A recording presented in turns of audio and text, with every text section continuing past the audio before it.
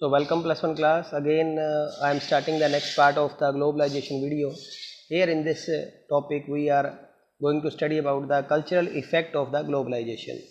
Before this I taught you about the political effect and then we read about the economical effect. So today we are starting about the cultural effect of the globalization. कहते हैं वैश्वीकरण के परिणाम सिर्फ आर्थिक और राजनीतिक तौर पर नज़र नहीं आते। हम घर बैठे हैं तब भी इसकी चपेट में होते हैं। हम जो कुछ भी खाते पीते पहनते हैं अथवा सोचते हैं सब पर इसका असर नज़र आता है। हम जिन बातों को अपनी पसंद कहते हैं वो भी वैश्वीकरण के असर में ही तय होती हैं। वैश्वीकरण के कारण संस्कृति प्रभावों को देखते हुए इस भय को बल मिला है कि यह प्रक्रिया विश्व की संस्कृतियों को खतरा पहुंचाएगी। वैश्वीकरण से यह होता है कि क्योंकि वैश्वीकरण सांस्कृतिक समरूपता ले आता है। अब सांस्कृतिक समरूपता का मतलब है, समरूपता का मतलब एक रूप जैसा। सांस्कृतिक समरूपता का अर्थ है नहीं कि किसी विश्व संस्कृति का उदय हो रहा है। इसका मतलब ये नहीं कि कोई नई संस्कृति आ रही है। विश्व संस्कृति के नाम पर दरअसल शेष विश्व पर पश्चिमी संस्कृति लादी जा रही है। आप देख रहे हो कि हमें कई बार कहा जाता है कि हम लोग जो है पश्चिमी सभ्यता को अनुकरण कर रहे हैं, पश्चिमी सभ्यता की ओर जा रहे हैं, या हमारे ऊपर पश्चिमी संस्कृति ला रहे हैं। कुछ लोगों का तर्क है कि बर्गर अथवा नीली जीन्स की लोकप्रियता का नज़दीकी रिश्ता अमेरिकी जीवन शैली के गहरे प्रभाव से। हम लोग या कुछ लोगों का जो दार्शनिक है वो ये मानते हैं कि आज जो नीली जीन्स का इफेक्ट पूरी दुनिया के ऊपर है, या बर्गर जो खाया जा रहा है इसका प्रचलन जो है वो अमेरिका से हमारे देश में आया है। क्योंकि राजनीतिक और आर्थिक रूप से प्रभुत्वशाली संस्कृति कम ताकतवर समाजों पर अपनी छाप छोड़ती है। आज आप जानते हो कि अमेरिका कितना पावरफुल देश है और उस पावरफुल देश जो है हर पावरफुल देश दूसरे देशों के ऊपर अपना असर छोड़ते हैं और संसार वैसा ही दिखता है जैसा ताकतवर संस्कृति इसे बनाना चाहती है।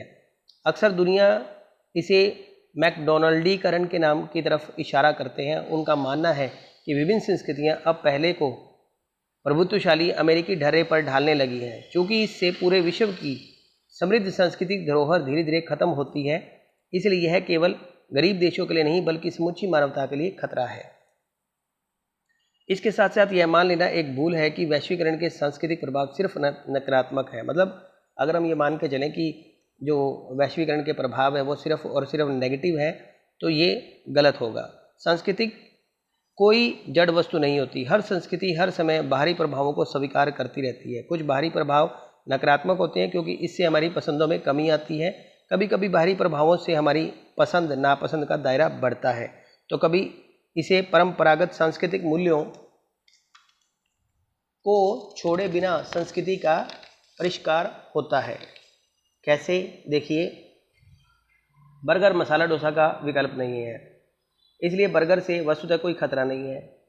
इससे मात्र इतना हुआ है कि हमारे भोजन की पसंद में एक चीज़ और शामिल हो गई है। दूसरी तरफ नीली जीन्स भी हथकरघा पर बुने खादी के कुर्ते के साथ खूब चलती है। अब हथकरघा में खादी कुर्ते की अगर हम बात करते हैं कि आज खादी कुर्ते के साथ नीली जीन्स के साथ खादी कुर्ते को बहुत पसंद किया जाता है। या हम बाहरी प्रभाव से एक अनूठी बात देखते हैं कि नीली जीन्स के ऊपर खादी का कुर्ता पहना जा सकता है। मज़ेदार बात तो यह है कि इस अनूठे पहरावे को अब उसी देश को निर्यात किया जा रहा है जिसने हमें नीली जीन्स दी है। तो अगर हमें आज अमेरिका ने नीली जीन्स दी है तो हमने भी अमेरिका जैसे देश को उसके ऊपर पहनावे के रूप में एक कुर्ता, खादी का कुर्ता जो है वो पहनने के लिए दिया जा रहा है। अब उसी देश को निर्यात किया जा रहा है। जीन्स के ऊपर कुर्ते पहनने की अमेरिकियों को देखना अब संभव है। वैश्वीकरण से हर संस्कृति कहीं ज़्यादा अलग और विशिष्ट होते जा रही है। इस प्रक्रिया को सांस्कृतिक विभिन्नीकरण कहते हैं। कल्चरल डाइवर्सिटीज़ को इसी को ही कहा जाता है कि आज इसका इफेक्ट जो है और हर जगह एक जैसा ना होकर अलग अलग जगह है। अगले हम टॉपिक की ओर अपने बढ़ते हैं जिसमें कि भारत और वैश्वीकरण के बारे में बात की जा रही है, जिसमें भारत और वैश्वीकरण के बारे में हम देखने जा रहे हैं। हमने पहले इशारा किया था कि दुनिया के विभिन्न भागों में वैश्वीकरण इतिहास की विभिन्न कला विधियों में पहले भी हो चुका है। आप देखोगे कि ये जो पूंजी, वस्तु, विचार और लोगों की आवाजाही है ये भारतीय इतिहास में सदियों से चला आ रहा है। यानी कि आज जो वैश्वीकरण हम ग्लोबलाइजेशन की जिसकी हम परिभाषा दे रहे हैं ये आज से नहीं चल रहा, भारत में बहुत पुराने समय से चल रहा है। औपनिवेशिक दौर में यानी कि जब हम कॉलोनीज थे उस समय ब्रिटेन के बात कर रहे हैं कि जब अंग्रेज़ों के गुलाम थे तो भारत एक कच्चे माल का एक्सपोर्टर और तैयार माल का इंपोर्टर जो था वो उन्होंने हमारे देश को बना दिया था। आज़ादी हासिल करने के बाद ब्रिटेन के साथ अपने इन अनुभवों से सबक लेते हुए हमने फैसला किया कि दूसरों पर निर्भर रहने की बजाय खुद सामान बनाया जाए। हमने अपने देश में सामान खुद बनाया। हमने यह भी फैसला किया कि दूसरे देशों को निर्यात की अनुमति नहीं होगी। हमने दूसरे देशों के लिए सन 1990 1991 तक भी हमने दूसरे देशों के माल को जो ज़रूरी था उसको तो अपने देश में लाया गया, लेकिन जो था दूसरे देशों की कंपनियों को हमने अपने देश में आने से मना किया हुआ था। दूसरे देशों को निर्यात की अनुमति नहीं होगी ताकि हमारे अपने उत्पादक चीज़ों को बनाना सीख सके। संरक्षणवाद, कंजर्वेटिव्स से कुछ नई दिक्कतें पैदा हुई। कुछ क्षेत्रों में तरक्की हुई तो कुछ क्षेत्रों जैसे कि स्वास्थ्य, health, settlement, education, elementary education पर उतना ध्यान नहीं दिया गया जितने कि वे हकदार थे। अगर हम बात करें तो स्वास्थ्य पर, लोगों के मकान पर और प्राथमिक शिक्षा पर उतना ध्यान नहीं दिया गया जितने कि वे हकदार थे। भारत में आर्थिक वृद्धि की दर धीमी रही, यानी कि इकोनॉमिक डेवलपमेंट जो थी वो भारत के अंदर बहुत ही धीरे रही। 1991 में इस इकोनॉमिक क्राइसिस से उबरने के लिए या वित्तीय संकट से उबरने के लिए आर्थिक वृद्धि की ऊंची दर हासिल की इच्छा से भारत ने आर्थिक सुधारों की योजना शुरू, यानी कि 1991 में हमने विदेशी कंपनियों के लिए FDI, फॉरेन डायरेक्ट इन्वेस्टमेंट के लिए दरवाजे खोल दिए।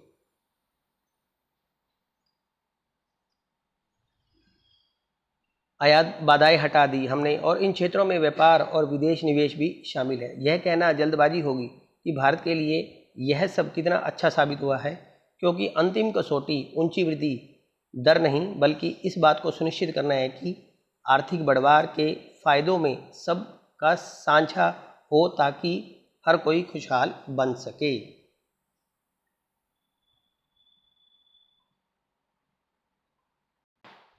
अगला जो हमारा टॉपिक है, इस टॉपिक में आप देखोगे कि वैश्वीकरण का प्रतिरोध। हम सब देख चुके हैं कि वैश्वीकरण बड़ा बहस लब मुद्दा, यानी कि बहस का मुद्दा है और पूरी दुनिया में इसकी आलोचना की जा रही है। वैश्वीकरण के आलोचक कई तर्क देते हैं। वामपंथी राजनीति रुझान रखने वाले, यानी कि जो दक्षिणपंथी और एक वामपंथी, दो तरह के लोग हैं, जिसको आप राइटियस्ट और लेफ्टियस्ट कह सकते हो।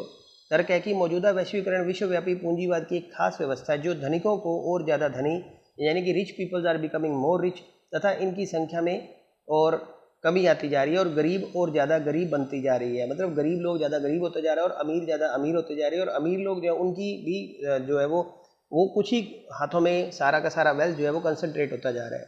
राज्य के कमज़ोर होने से गरीबों के हितों की रक्षा करने की क्षमता में कमी आ रही है। आपने पहले पढ़ा कि पॉलिटिकल जो इफेक्ट थे उसमें आज सरकारें जो है वो इनके प्रभाव में आकर और डिसीजन जो इनके अगेंस्ट डिसीजन नहीं ले पाती हैं। वैश्वीकरण के दक्षिणपंथी आलोचक और इसके राजनीतिक, आर्थिक और सांस्कृतिक प्रभावों को लेकर चिंतित हैं। आर्थिक राजनीतिक अर्थों में उन्हें राज्य के कमज़ोर होने की बहुत चिंता है। वे चाहते हैं कि कम से कम कुछ क्षेत्रों में आर्थिक निर्भरता और संरक्षणवाद दौर फिर कायम हो। सांस्कृतिक संदर्भ में इनकी चिंता है कि वे परंपरागत संस्कृति की हानि होगी और लोग अपने सदियों पुराने जीवन मूल्यों तथा तौर तरीकों से हाथ धो देंगे। यानी कि कुछ लोगों का मानना है कि हम अपनी पुरानी संस्कृति को छोड़ देंगी, जो आजकल छोड़ी जा रही है। आप देख रहे हो हिंदी, संस्कृत पहले ही चली गई, आज हिंदी का क्या हाल हो चुका है। हिंदी भाषा जो है वो बच्चों के हाथों से निकलती जा रही है। हमारी संस्कृति कितनी की फॉलो हो रही है या कैसा संस्कृति चल रही है हमारी, तो इससे भी बहुत ज़्यादा नुकसान होता जा रहा है संस्कृति को।